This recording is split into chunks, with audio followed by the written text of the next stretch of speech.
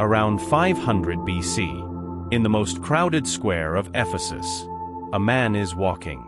But nobody looks at him, because this man does not want to be looked at. He carries no papyrus. No students follow him, just himself, and those dark, endless thoughts consuming him from within. If you asked his name, he wouldn't tell you. If you asked why he was here, he would look at your face and say nothing. Because this man despises talking.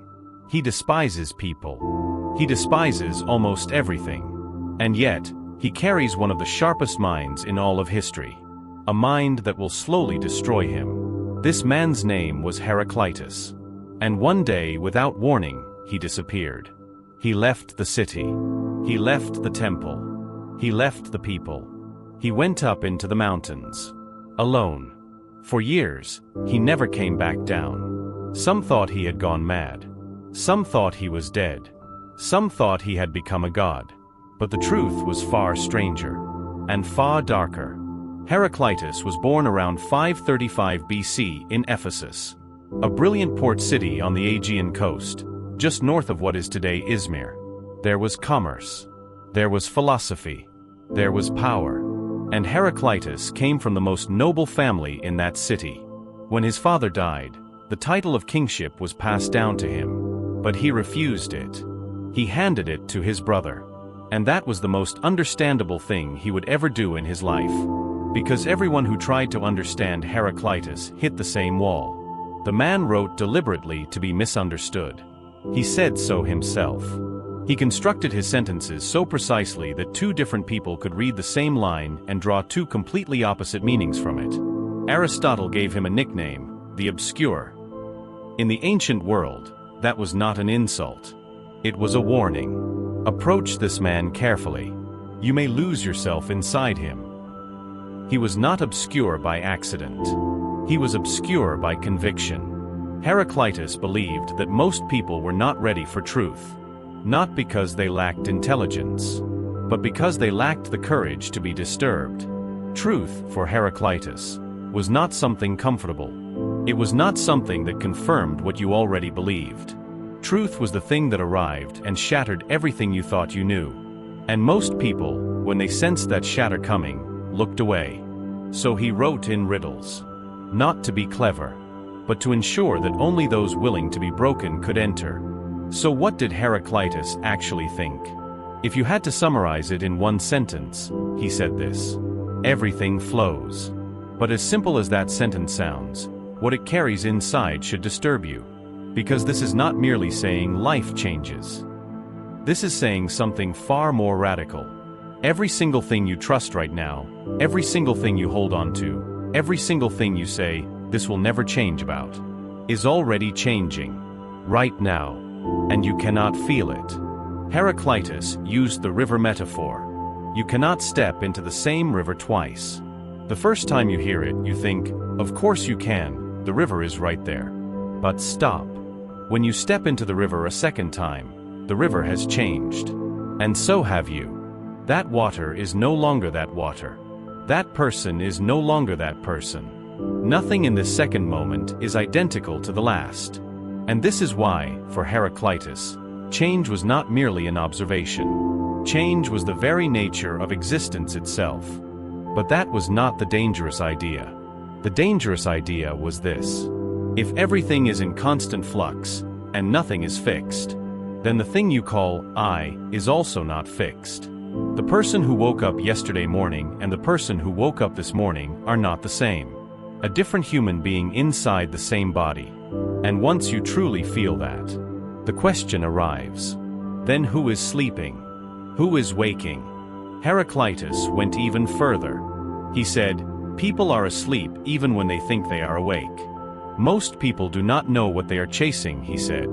Even after they open their eyes, they continue to dream. This was not a poetic metaphor for Heraclitus. This was a clinical diagnosis.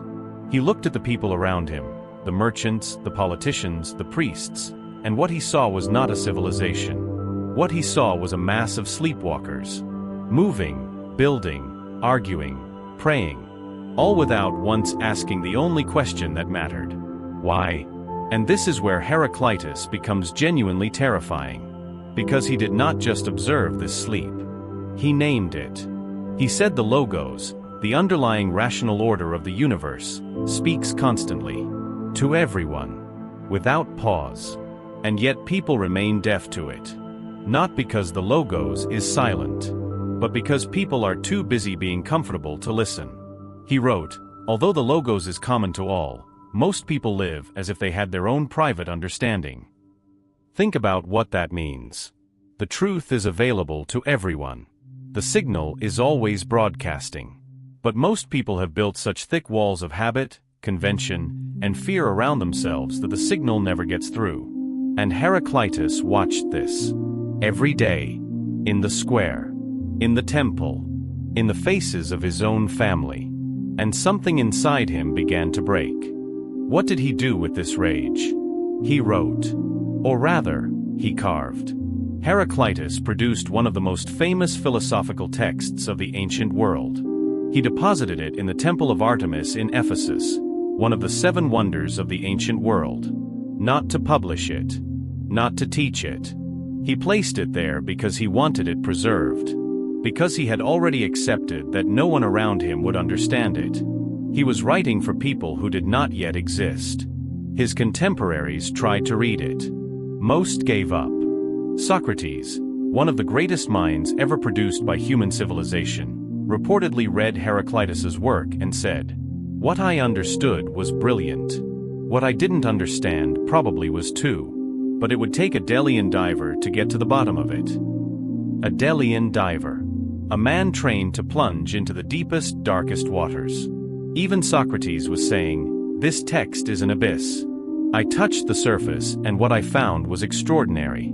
But I cannot reach the bottom." And then came the moment that changed everything. Heraclitus walked out of Ephesus. No announcement.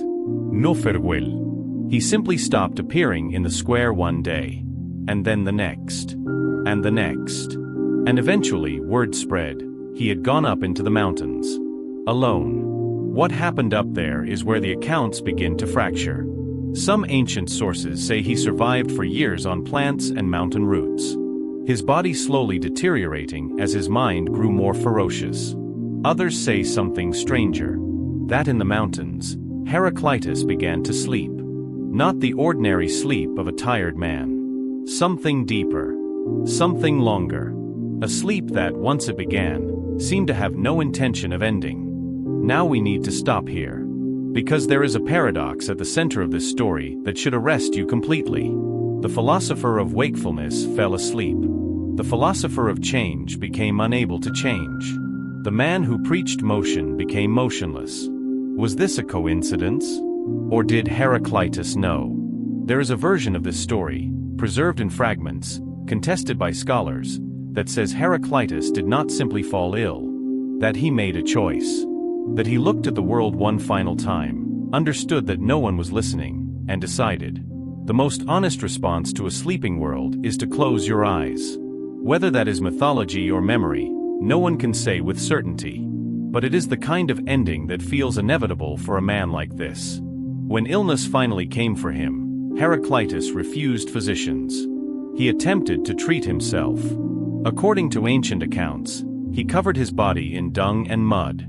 He lay under the open sun. Perhaps he was trying to draw the moisture from his body.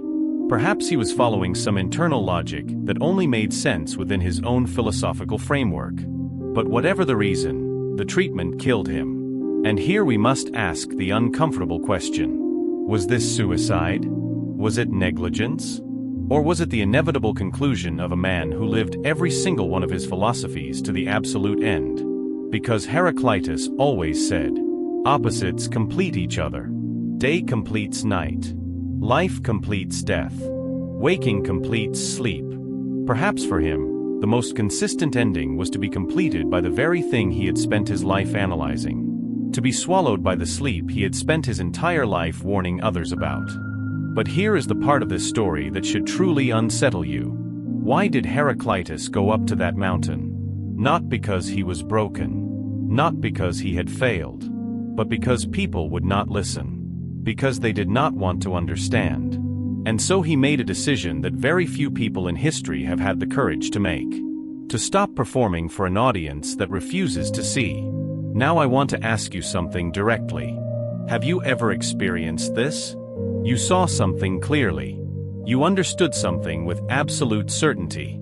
But the people around you looked away, or laughed, or changed the subject.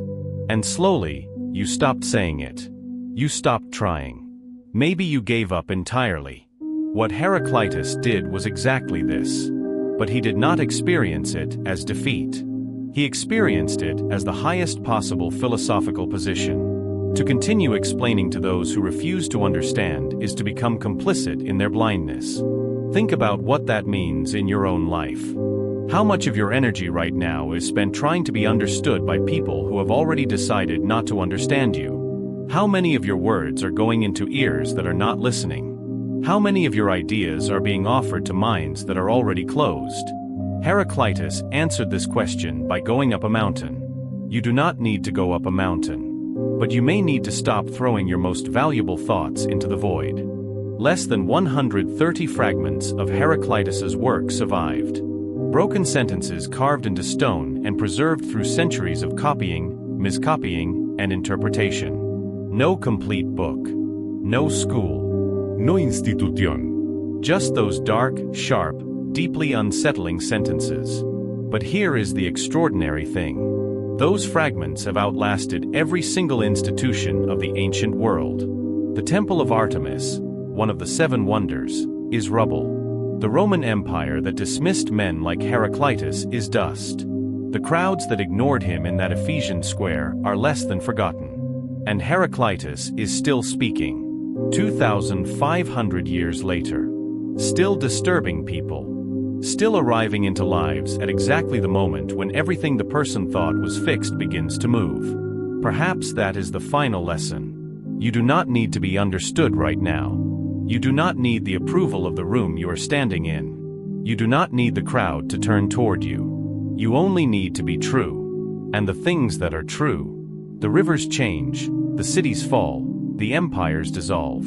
But they remain. Everything flows. But truth does not flow away. It waits. For the person willing to go looking for it.